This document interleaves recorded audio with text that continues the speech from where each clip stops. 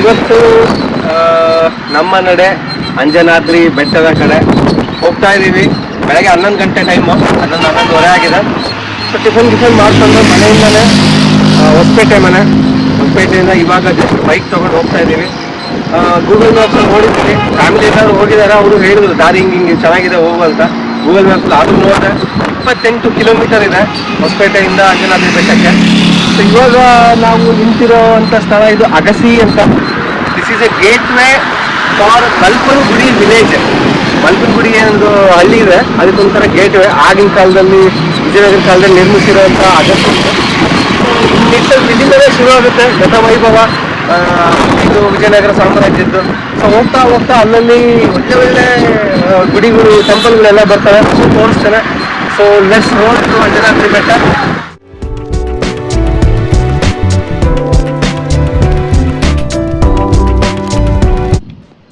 So ಹೆಸರಿಗೆ ತಕ್ಕಂಗೆ ಸ್ಟೆಪ್ಪಿಗೆ tank ಇದೆ. ಕೂಪರಾಮ ವಾಟಿಕೆ ಅಂತ ಇದೆ ಕನ್ನಡ ಹೆಸರು.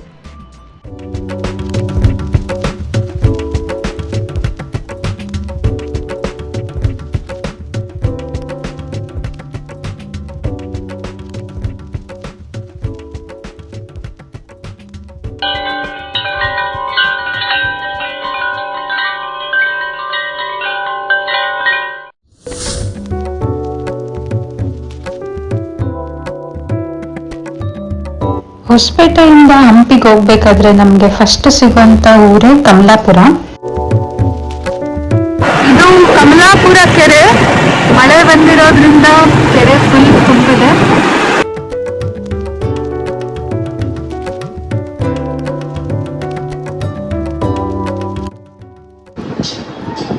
ಇವಾಗ ನಾವು ನೋಡ್ತಿರೋದು ಹಂಪಿ ಮೇನ್ ಎಂಟ್ರೆನ್ಸ್. ಇಲ್ಲಿಂದ ನಾವು ಗಂಗಾವತಿ ಕಡೆ ಹೋಗ್ಬೇಕು.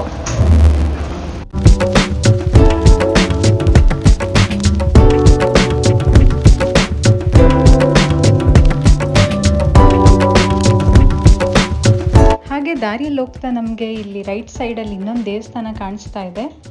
ಇದು ಭೀಮನ ಮಹಾದ್ವಾರ ಅಥವಾ ಭೀಮಾಸ್ ಗೇಟ್ ವೇ ಅಂತ ಕರೀತಾರೆ. ಮುಂದೆ ನಮಗೆ ವಿಜಯ ವಿಠ್ಠಲ ದೇವಾಲಯದ ರೂಟ್ ಸಿಗುತ್ತೆ. ಇದನ್ನ ದಾಟಿ ನಾವು ಆನೆಗುಂದಿ ಕಡೆ ಹೋಗಬೇಕು.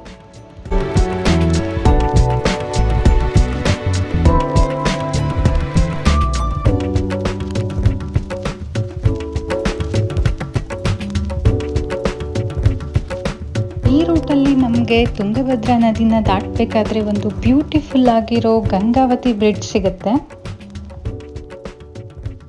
ಸೊ ಇಲ್ಲಿ ಅಂಜನಾದ್ರಿ ಬೆಟ್ಟಕ್ಕೆ ಹೋಗ್ಬೇಕಾದ್ರೆ ಅಥವಾ ಕಂಪ್ಲಿಗೆ ಅಥವಾ ಗಂಗಾವತಿಗೆ ಅಥವಾ ಗುಲ್ಬರ್ಗಕ್ಕೆ ಎಲ್ಲಿಗೆ ಹೋಗ್ಬೇಕಂದ್ರೂ ಈ ಸೇತುವೆ ದಾಟಿ ಹೋಗ್ಬೇಕು. ತುಂಗಭದ್ರೆ ನದಿಯ ಮೇಲೆ ಸೇತುವೆ ಕಟ್ಟಲಾಗಿದೆ. ನೋಡ್ಬೋದು, ಸಿಕ್ಕಾಪಟ್ಟೆ ದೊಡ್ಡದು ಇದೆ ನದಿ. ಇಲ್ಲಿ ಅಷ್ಟೇ ಮನೋಹರವಾದ ದೃಶ್ಯ. Just awesome. ಸೊ ಇನ್ನೊಂದು 6-7 ಕಿಲೋಮೀಟರ್ ಅಂಜನಾದ್ರಿ ಬೆಟ್ಟಕ್ಕೆ ತಲುಪ್ತೀವಿ. ಒಂದು ಸ್ವಲ್ಪ ಝೂಮ್ ಆಗಿ ತೋರಿಸ್ತೀನಿ ಆ ಕಲ್ಲು ಬೆಟ್ಟನ. ಹೆಂಗೆ ಅಂದರೆ ಯಾರಾದ್ರೂ ಕೂತು ಹೊಂದಿಸಿದಾರೇನೋ ಅನ್ನೋಷ್ಟು ಬ್ಯೂಟಿಫುಲ್ ಆಗಿದೆ ಇದು. ನೋಡಿ, ಹೌದಾ ಇಲ್ವಾ? Yes. So let's C.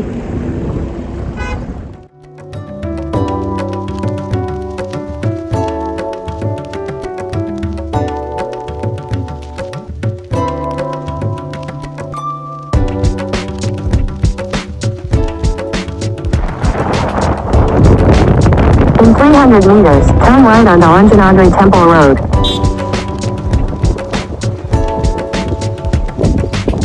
Anjanadri ಬೆಟ್ಟಕ್ಕೆ ಬಂದೇ ಬಿಟ್ವಿ. ಜನ್ಮಸ್ಥಳ ಆಂಜನೇಯ. 500 ಸ್ಟೆಪ್ ಇವೆ, 500 ಸ್ಟೆಪ್ಸ್ ಇವೆ. In 200 meters, turn right onto Anjanadri. Anjanadri ಬೆಟ್ಟ ಬದಿಯಲ್ಲಿ ಹೋಗೋಣ. ಹತ್ತಕ್ಕೆ ಶುರು ಮಾಡೋಣ. 500 ಮೆಟ್ಟಿಲುಗಳು, 500 ಸ್ಟೆಪ್ಸ್.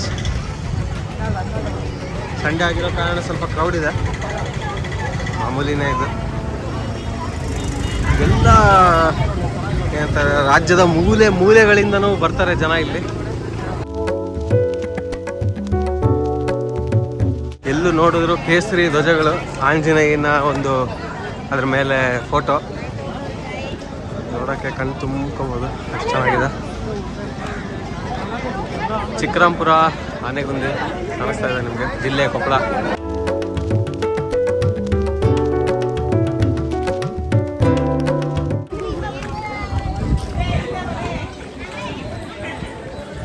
ಶ್ರೀ ಹನುಮ ಜನ್ಮಸ್ಥಳ ಅಂಜನಾದ್ರಿ, ಆಂಜನೇಯನ ತಾಯಿ ಹೆಸರು ಅಂಜನಾದ್ರಿ, ಅದಕ್ಕೆ ಬೆಟ್ಟದ ಹೆಸರು ಅಂಜನಾದ್ರಿ ಬೆಟ್ಟ. ಇಲ್ಲಿಂದ ಸ್ಟೆಪ್ಸ್ ಸ್ಟಾರ್ಟ್ ಆಗುತ್ತೆ. ಬೋರ್ಡ್ ಹಾಕಿದ್ದಾರೆ ಇಲ್ಲಿ, ದೇವರ ದರ್ಶನ ಬೆಳಗ್ಗೆ 6ರಿಂದ ಸಂಜೆ 6 ತನಕ. ಸರ್ ಇಲ್ಲಿ ಕೊಟ್ಟಿದ್ದಾರೆ ಕ್ರೌಡ್ನ ಕಂಟ್ರೋಲ್ ಮಾಡೋಕ್ಕೆ. ಸೊ ಇಲ್ಲಿಂದ ಶುರು ಮಾಡ್ತಾ ಇದ್ದೀವಿ.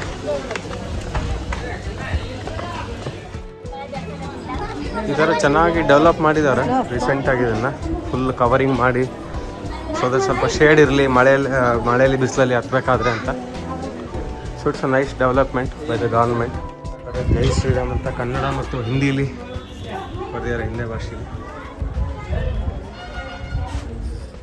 100 ಸ್ಟೆಪ್ಸ್ ಹತ್ತಿದ್ದೀವಿ. 100 ಸ್ಟೆಪ್ಸ್ ಹತ್ತಿದ ನಂತರ ಈ ಥರ ಒಂದು ವ್ಯೂ ಕಾಣಿಸುತ್ತೆ, ಪಾರ್ಕಿಂಗ್ದು ಮತ್ತು ಬೆಟ್ಟಗಳದ್ದು. ಸೊ ಅದೇ ಬೈಕ್ ಪಾರ್ಕಿಂಗ್. 250 ಸ್ಟೆಪ್ಸಿಗೆ 250 ಸ್ಟೆಪ್ಪಿಗೆ ಇದು ವ್ಯೂ ಈ ಥರ ಕಾಣಿಸುತ್ತೆ.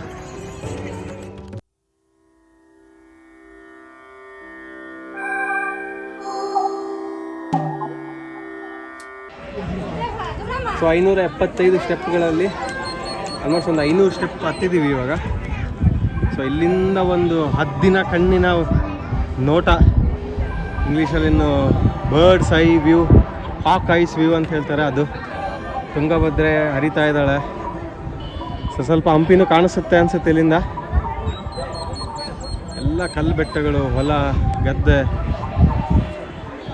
ನದಿ, ನೀರು, ಬೆಟ್ಟ, ಕಲ್ಲು ಎಲ್ಲ ಕಾಣಿಸುತ್ತೆ ಇಲ್ಲಿಂದ. ಅಲ್ಲಿ ಕೆಳಗಿದೆ ನೋಡಿ ರೋಡ್, ಅಲ್ಲೇ ಗಾಡಿ ಪಾರ್ಕ್ ಮಾಡಿದ್ದೀವಿ. ಮಸ್ತ್ ಸ್ಪೇಸ್ ಇದೆ, ಆಲ್ಮೋಸ್ಟ್ ಒಂದು 100 ಕಾರ್ ಇಡ್ಸೋಷ್ಟು ಜಾಗ ಇದೆ ಅಲ್ಲಿ. ಸೊ ಇನ್ನು ಸ್ವಲ್ಪ ಒಂದು 50 ಸ್ಟೆಪ್ ಹತ್ತಿ ಮೇಲೆ ಹೋಗ್ತೀವಿ, ಅಲ್ಲಿಂದ ಒಂದು ಕಂಪ್ಲೀಟ್ ವ್ಯೂ ತೋರಿಸ್ತೀನಿ. Till then bye. ನಾ ಹೇಳಿದ್ದು ಕರೆಕ್ಟಾ? ಇಲ್ಲಿ ನೋಡಿ ಹಂಪಿ ಕಾಣಿಸ್ತಾ ಇದೆ ಅಲ್ಲಿಂದ. See how beautiful it is. Purandara ಮಂಟಪನೂ ಕಾಣಿಸ್ತಾ ಇತ್ತು ಇಲ್ಲೇ. ಮೆಟ್ಲುಗಳು ಈ ಥರ ಎಲ್ಲ ತಿರುವು ತಗೊಳ್ತವೆ, ಬಂಡೆಗಳ ನಡುವೆ ನೀವು ಹೋಗ್ಬೇಕು. ಸಿಕ್ಕಾಪಟ್ಟೆ ಜನ ಇದ್ದಾರೆ. ಗಂಟೆ ಸದ್ದು ದೇವಸ್ಥಾನ ಬಂದೇ ಬಂದಿದ್ದೀವಿ.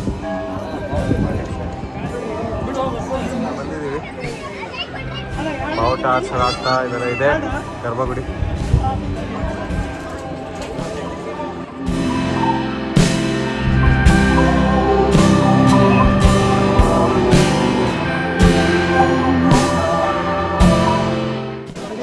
ವ್ಯೂ ಪಾಯಿಂಟ್ ಇದೆ, ಸಿಕ್ಕಾಪಟ್ಟೆ ಜನ ಇದ್ದಾರೆ ಇಲ್ಲಿ.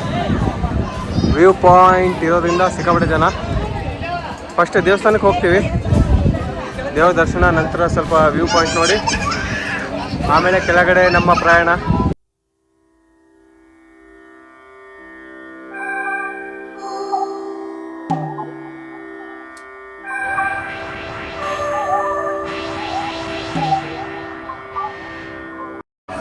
ದೇವಸ್ಥಾನದ ಸುತ್ತಲೂ ಇದು,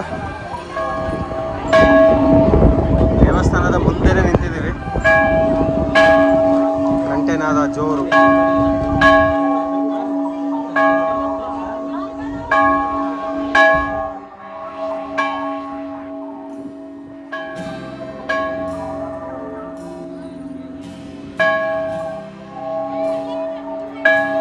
ದೇವಸ್ಥಾನದ ಒಳಗೆ ಹೋದಾಗ ವಿಡಿಯೋ ಮಾಡಲ್ಲ, ಅದಕ್ಕೋಸ್ಕರ ಇಲ್ಲೇ ಒಂದು ವ್ಯೂ ತೋರಿಸ್ಬಿಡ್ತೀನಿ. ಇಲ್ಲೇ ಎಂಟ್ರೆನ್ಸ್.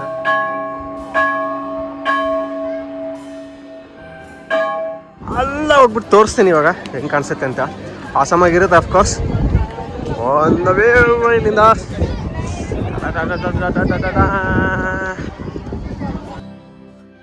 ಈ ದೇವಸ್ಥಾನದ ಇನ್ನೊಂದು ವಿಶೇಷವಾದ ಸಂಗತಿ ಏನಂದರೆ, ದೇವಸ್ಥಾನದ ಗರ್ಭಗುಡಿ ಒಳಗಡೆ ಆಂಜನೇಯನು ರಾಮ ಸೇತುವೆ ನಿರ್ಮಿಸಲು ಬಳಸಿದಂಥ ಕಲ್ಲನ್ನು ನಾವು ನೋಡ್ಬೋದು. ಈ ಕಲ್ಲು 25 kg ಇದ್ರೂ ಸಹ ಅಲ್ಲಿರುವಂಥ ನೀರಿನಲ್ಲಿ ತೇಲ್ತಾ ಇರುತ್ತೆ. ಅಂಜನಾದ್ರಿ ಬೆಟ್ಟದ ತುದಿಯಿಂದ ನಮಗೆ ಒಂದು ಬ್ಯೂಟಿಫುಲ್ ಆಗಿರುವಂಥ ವ್ಯೂ ಸಿಗುತ್ತೆ ನೋಡೋದಕ್ಕೆ. ಇಲ್ಲಿ ಸ್ವಲ್ಪ ಹೊತ್ತು ಕೂತು ಆರಾಮಾಗಿ ಕಾಮಾಗಿ ರಿಲ್ಯಾಕ್ಸ್ ಮಾಡ್ಬೋದು. ಆಮೇಲೆ ಬೆಟ್ಟನ ಇಳ್ಕೊಂಡು ಮನೆ ಕಡೆ ವಾಪಸ್ ಹೋಗ್ತೀವಿ.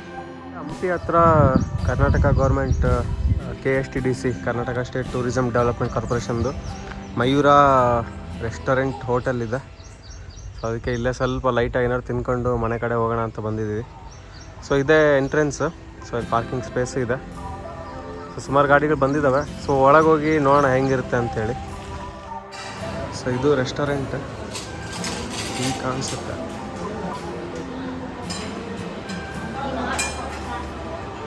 ಏನಾದ್ರು ನೀವು ಹೊರಗಡೆಯಿಂದ ಬಂದರೆ ಸ್ಟೇ ಮಾಡ್ಬೇಕಂತ ಹೇಳಿದ್ರೆ ರೂಮ್ಸ್ ಎಲ್ಲ ಇದೆ ಇಲ್ಲಿ. ಸೊ ಆ ಫೆಸಿಲಿಟಿನೂ ಇದೆ. So nice restaurant.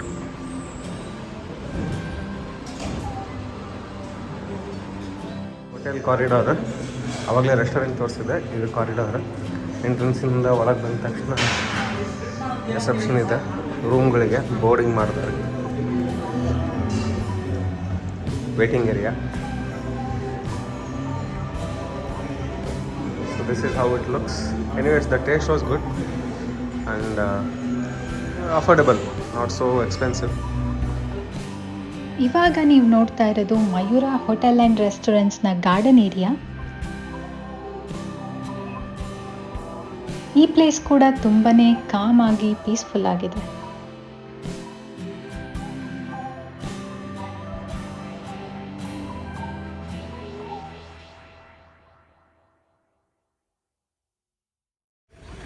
ಸೊ ನೋಡಿದ್ರಲ್ಲ ಹೇಗೆ ಅನಿಸ್ತು ಅಂಜನಾದ್ರಿ ಬೆಟ್ಟ. ಹೊಸಪೇಟೆಯಿಂದ ಅಂಜನಾದ್ರಿ ಬೆಟ್ಟ. ಇವಾಗ ಬ್ಯಾಕ್ ಟು ಹೊಸಪೇಟೆ ಹೋಗ್ತಾ ಇದ್ದೀವಿ. ಸೊ ಇಲ್ಲಿಗೆ ನಮ್ಮ ಇವತ್ತಿನ ಪ್ರಯಾಣ ಮುಗಿಯುತ್ತೆ. ಸೊ ಅಂಜನಾದ್ರಿ ಬೆಟ್ಟ ರಸ್ತೆ ಬರೋ ಎಲ್ಲ ಪ್ಲೇಸಸ್ನೂ ಆದಷ್ಟು ಕವರ್ ಮಾಡೋಕ್ಕೆ ಟ್ರೈ ಮಾಡಿದ್ದೀನಿ. So hope you enjoyed the video. ದಯವಿಟ್ಟು ಸಬ್ಸ್ಕ್ರೈಬ್ ಮಾಡೋದು ಮಾತ್ರ ಮರಿಬೇಡಿ. ಓಕೆ, ಮತ್ತೆ ಸಿಗ್ತೀನಿ. ಬಾಯ್.